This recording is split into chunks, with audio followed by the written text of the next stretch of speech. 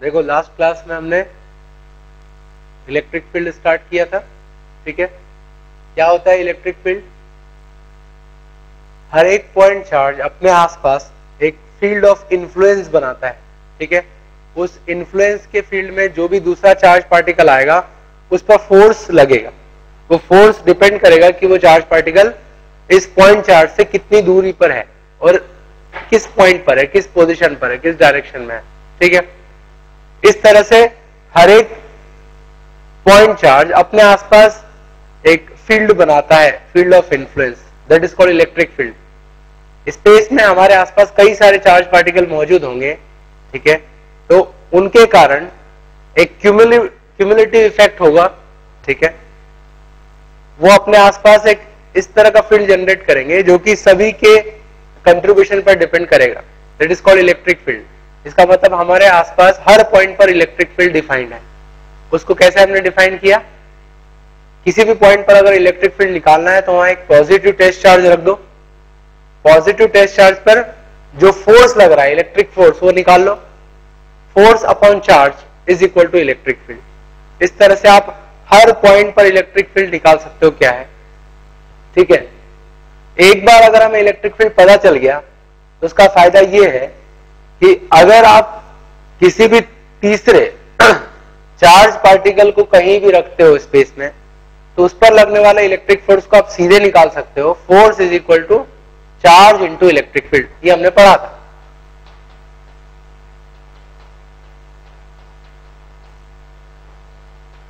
तो electric field में अगर किसी चार्ज पार्टिकल को रखोगे तो so it would experience electric force that is equal to charge into electric field.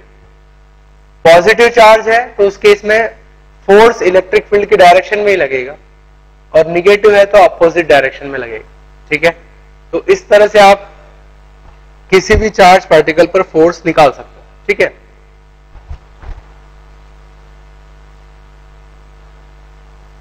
अब हम आगे क्या करेंगे? आगे अलग अलग सिस्टम के लिए इलेक्ट्रिक फील्ड डिफाइन करेंगे, ठीक।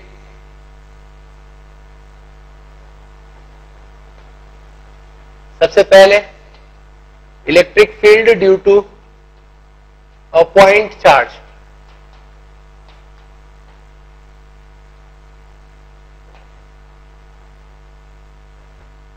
एक पॉइंट चार्ज है, उसके कारण इलेक्ट्रिक फील्ड क्या होगा, ठीक। तो समझो ये एक पॉइंट चार्ज है, से प्लस क्यू, राइट। ये पॉइंट चार्ज स्पेस में हर पॉइंट पर अपना एक फील्ड ऑफ इन्फ्लुएंस बनाएगा। हर जगह इसका इफेक्ट होगा, इन्फ्लुएंस होगा, ठीक है। उस इन्फ्लुएंस को कैसे निकालेंगे? इलेक्ट्रिक फील्ड को कैसे निकालेंगे? मान लो मुझे इस पॉइंट पर इलेक्ट्रिक फील्ड चाहिए, पॉइंट P, तो क्या करूंगा? पॉइंट P पर एक पॉजिटिव टेस्ट चार्ज रख दूंगा, प्लस Q नॉट, ठीक है, टेस्ट चार्ज।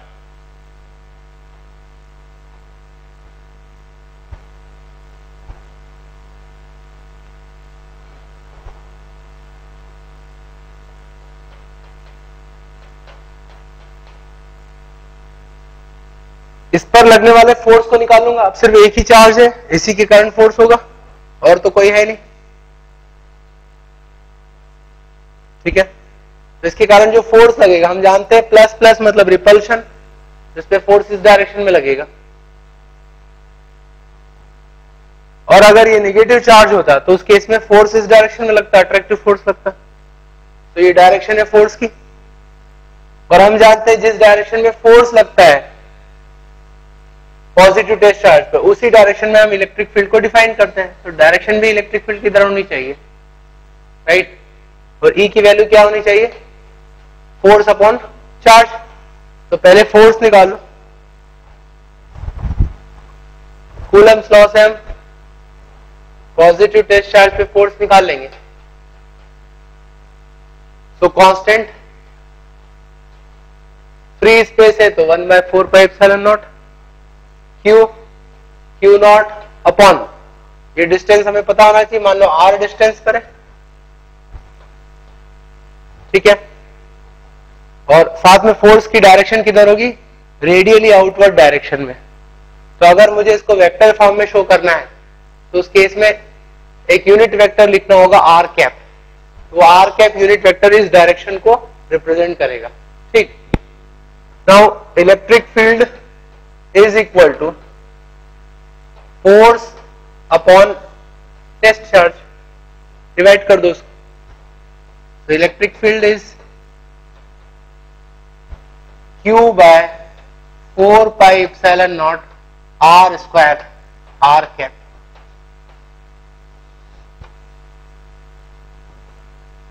ठीक है, तो किसी भी पॉइंट चार्ज का इलेक्ट्रिक फील्ड उसके आसपास क्या होगा, constant Q by R square, और डायरेक्शन किधर होगी, अगर वो पॉजिटिव है तो रेडियली आउटवर्ड डायरेक्शन में, और अगर वो नेगेटिव चार्ज होता तो उस केस में क्या होता, फोर्स इधर लगता टेस्ट चार्ज पे, तो इलेक्ट्रिक फील्ड भी इधर होता, मतलब रेडियली इनवर्ड डायरेक्शन में।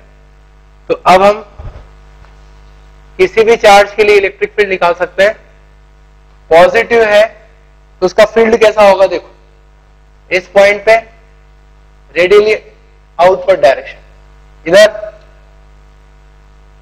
इस तरफ होगा, यहां निकालना है तो इधर।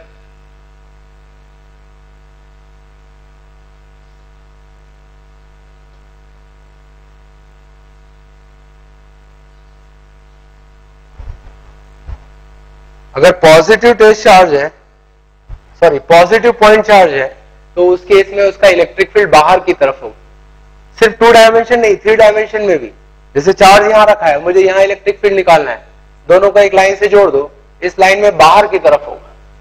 यहां निकालना है, दोनों को जोड़ो, इस लाइन में बाहर की तरफ होगा। तो आप इमेजिन कर सकते हो, इस चार्ज को सेंटर पर मानो और एक स्फीयर बना लो इसके आसपास, तो उस स्फीयर के हर पॉइंट पर जो आउटवर्ड नॉर्मल होगा उस डायरेक्शन में इलेक्ट्रिक फील्ड होगा, किसका, इस पॉजिटिव पॉइंट चार्ज का। और इसी के प्लेस पर अगर नेगेटिव चार्ज लेता हूं तो उस केस में क्या होगा,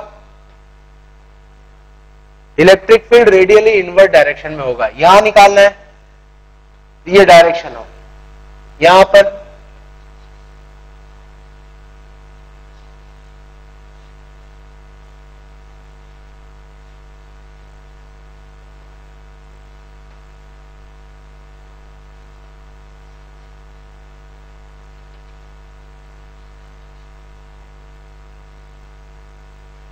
ठीक है।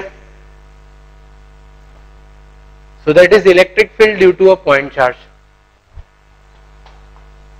Now electric field due to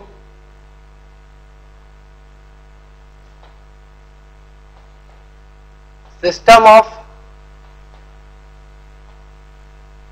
charge.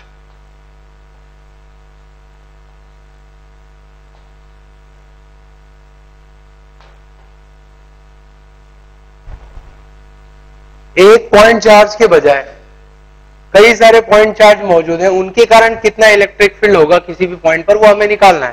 ठीक है, तो नंबर ऑफ चार्जेस मौजूद हैं सिस्टम में, राइट, Q1 Q2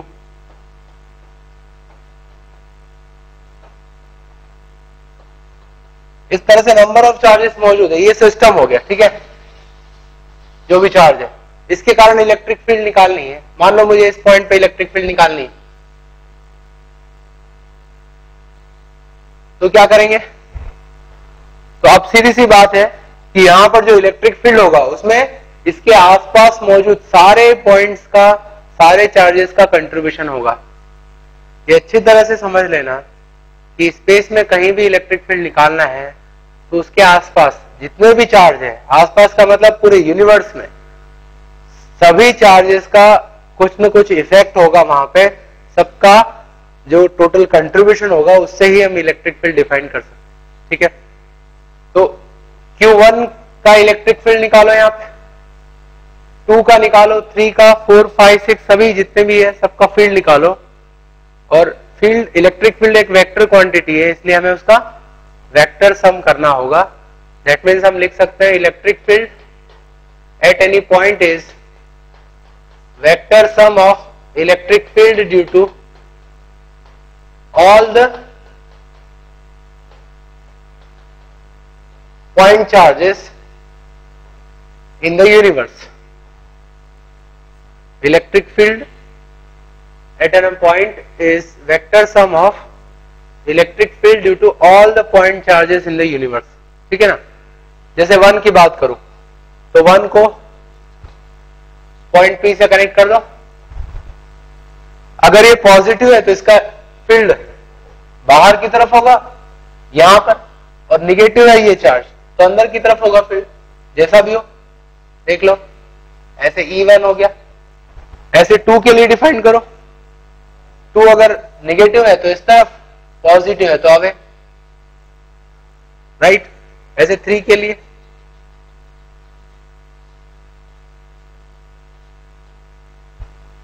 फोर के लिए.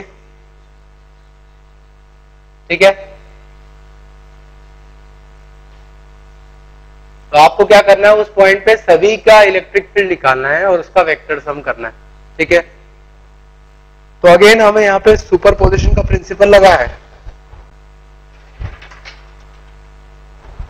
ठीक है.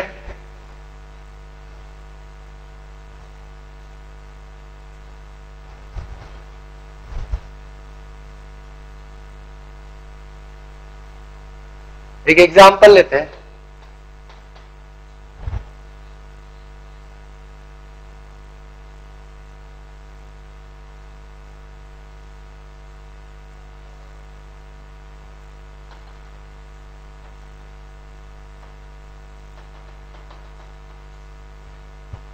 एक स्क्वायर है, उसके 3 कॉर्नर पर चार्ज रखे हैं. ठीक है. +q, -q and +2q. 4th corner खाली है. इस पॉइंट पर इलेक्ट्रिक फील्ड बताना है ड्यू टू ऑल 3 चार्जेस. ठीक है. इस पॉइंट को मैं A कह देता हूं. So find out electric field at point A due to 3 charges. ठीक है. तो तीनों का फील्ड यहां पर निकालेंगे और उसका सम होगा, राइट. अब देखो क्या करते हैं हम.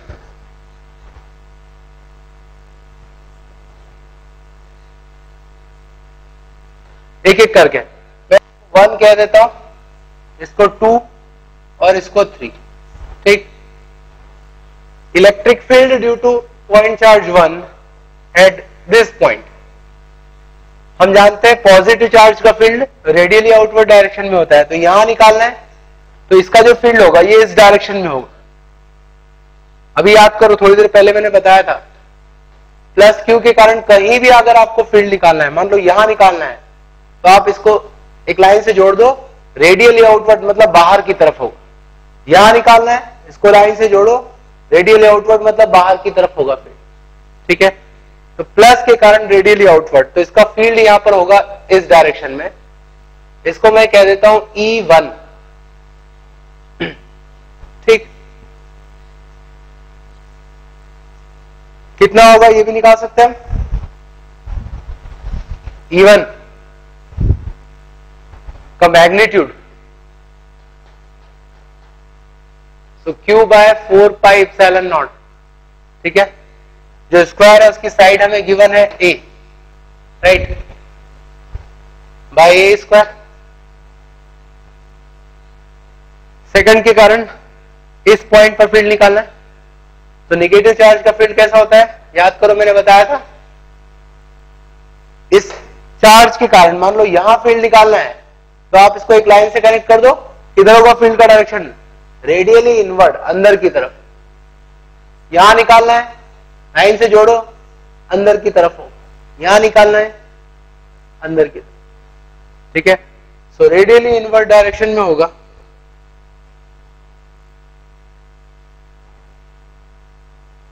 इन दोनों को एक लाइन से जोड़ो.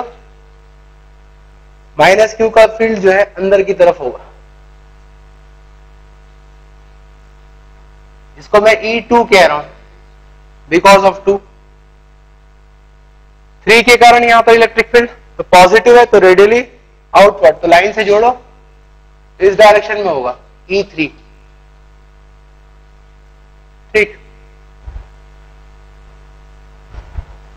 E1 तो लिख लिया हमने, E2 भी लिख ले। ये डिस्टेंस कितनी है, √2a। तो इलेक्ट्रिक फील्ड का मैग्नीट्यूड होगा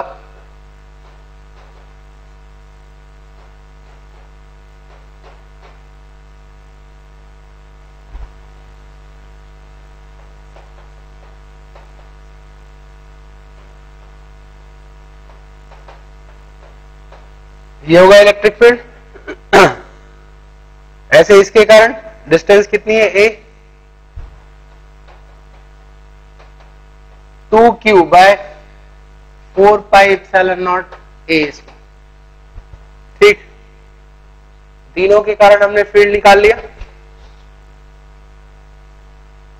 अब वेक्टर सम करना है उसका। अब यहां पर जरा ध्यान से, तो एक तरीका बताया था लास्ट क्लास में मैंने कंपोनेंट लेने का। तो इस एक्सिस को मैं x कह रहा हूं और इस लाइन को मैं कह रहा हूं y।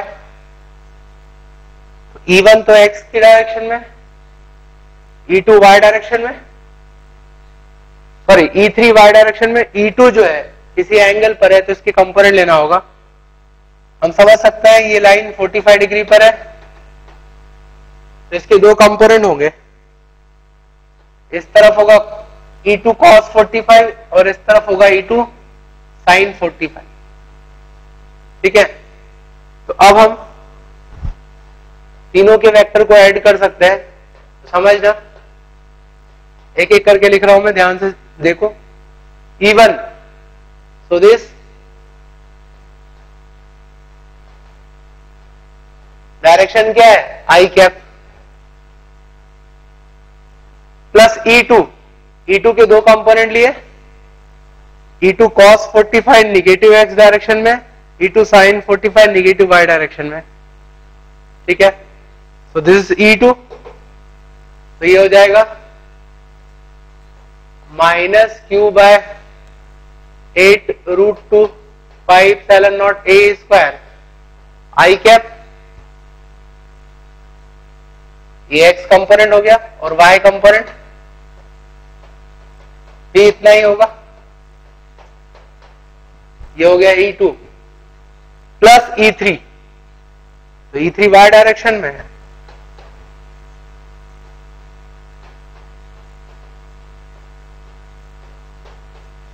ठीक है। तो रिजल्ट क्या मिलेगा इसका,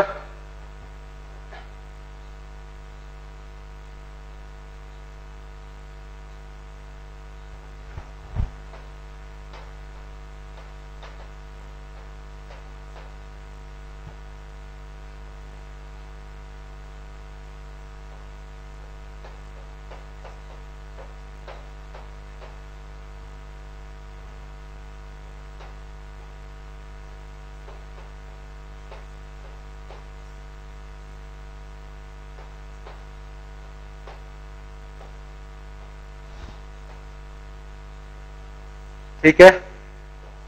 सो that is electric field due to this 3 charges. इसको हमने इस तरह से वेक्टर फॉर्म में लिखा है, आप इसका मैग्नीट्यूड भी निकाल सकते हो। ठीक है,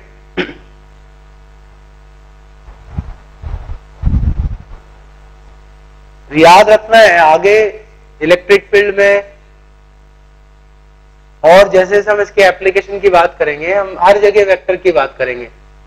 ठीक है, तो वेक्टर का जो सम होता है, कंपोनेंट लेना, उसको इस फॉर्म में लिखना, ठीक है, ये सब कुछ हमें आना चाहिए, अदरवाइज ये चीज डिफिकल्ट हो जाती है हमारे लिए।